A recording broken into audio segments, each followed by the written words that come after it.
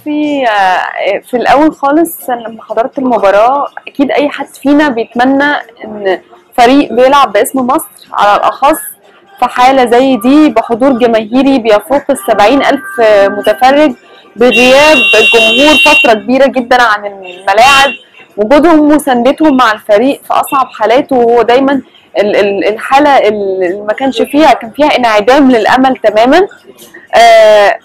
كل الاجواء دي تخليكي متمسكه اكتر واكتر ان انت الزمالك يكسب باي طريقه.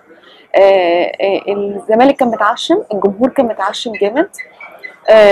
رحنا، تنظيم كان في قمه الجمال، تامين، تفتيش، الناس كانت منضبطه جدا، الجمهور كان في قمه الاحترام والمشرف، وكان طبعا بيشجع الفريق بشكل جامد جدا. كل الامال دي لما فجاه تتهد وتلاقي ان الوقت خلص وفريقك ما صعدش والكاس بيطلع من بلدك رايح لفريق في جنوب افريقيا، وفجأة الكاس ولا بقى لأي فريق في بلدك تماما وخرج بره مصر، صدقيني بتوجع قوي. بس فكانت وجعتنا جدا، ودي الحالة اللي كلنا كنا فيها في الاستاد. دي أول مرة تحضري فيها ماتش الزمالك في الاستاد؟ لا حضرت كذا مباراة طبعا. حضرت نهائي كاس مصر بين الأهلي والزمالك، حضرت مباراة الذهاب بتاعة الوداد والزمالك لما كسب 4-0، والمباراة الأخيرة ما بين الأهلي والزمالك في كاس مصر، وحضرت كمان مباراة السوبر ما بين الأهلي والزمالك في الإمارات. لا ما تلاقيش بسافر معايا يعني طالعة من البيت كله زملكاوية ولا؟ أنا والدي زملكاوي. طب بعد الماتش بقى تداول صورك في كل المواقع، فاجئت كوميكس كمان جايبين صورك والناس كلها زعلانة، أهلاوية جاية وانتي زعلانة في الموضوع. بصي أنا مبدئيا أنا احترمت جدا جدا جدا كمية الناس اللي بعتت لي واللي عملت شير لصورتي واعتبروا ان ده بيعبر عنهم، وده شرف ليا قوي، شرف كبير جدا، شرف كبير جدا ان الحالة دي في الاستاد تبقى بتعبر عنهم ولو جزء بسيط قوي في الحالة اللي كلنا كنا بنتشارك فيها في اللحظة دي على الأخص.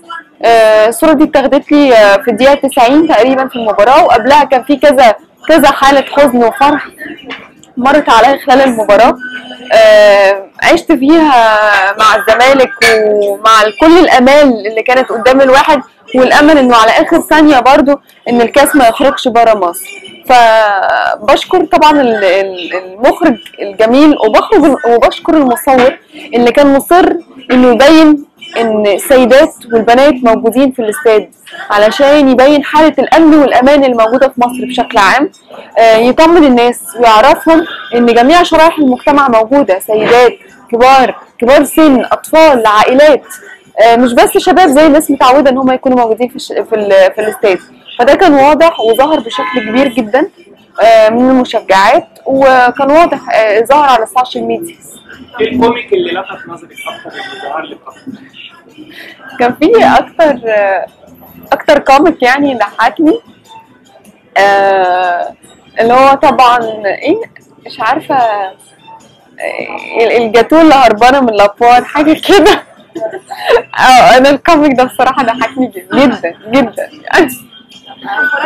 فرص الزمالك السنه دي لا اعتقد ان خساره الزمالك لبطوله دوري ابطال افريقيا ده هيديله حافز كبير جدا، لان لما تبقي خسرانه بطوله بشكل عام بيديكي حافز اكتر. يعني لما الاهلي خسر مباراه الكاس امام الزمالك ده بيديله حافز اكتر انه يحصل على بطوله الدوري، لما الزمالك خسر بطوله الدوري كان حافز اكتر ان هو يحصل على بطوله الكاس. بعد ما المنتخب تخطى الكونغو ممكن ده يكون دفع كبير ان شاء الله.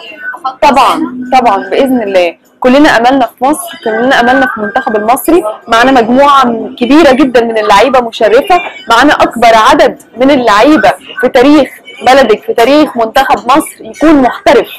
انت بتلعبي بعدد كبير جدا من المحترفين يخلوا اي فريق في الدنيا يكسب. عندك محمد صلاح، عندك النني، عندك احمد حسن كوكا، ورده، كهربا، محمد عبد الشافي، تريزيجيه، مجموعه كبيره جدا من النني تخلي اي فريق في الدنيا يكسب. فكلنا املنا في مصر يا رب ان شاء الله. بتتعاملي ازاي مع اصحابك الاهلاويه؟ هل بيبقى فيه تعصب ولا بيبقى فيه روح رياضيه مثلا لو الاهلي كسب الزمالك؟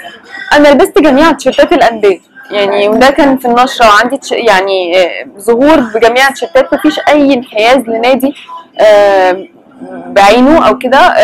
النشره كل يوم بقدمها بتيشيرت مختلف. طبعا جمهور، جميع الجماهير، اهلي زمالك اسماعيلي مصري، الحمد لله يا رب، دايما بنوصل صوتهم، بنتابع مبارياتهم، نتكلم عنهم، بقول كل اخبارهم وكل الاخبار اللي تخص النادي بتاعهم. ولغايه اللحظه دي الحمد لله ما شفتش اي مضايقه من اي جمهور، سواء اذا كان الاهلي او الزمالك او الاسماعيلي او المصري او غيره، سموحه حتى، اتحاد سكندري، كل الانديه. رايك ايه في الخلاف الدائم على السوشيال ميديا بين جماهير الاهلي والزمالك؟ دايما بشوف الخلاف ده في المتعصب الاعمى.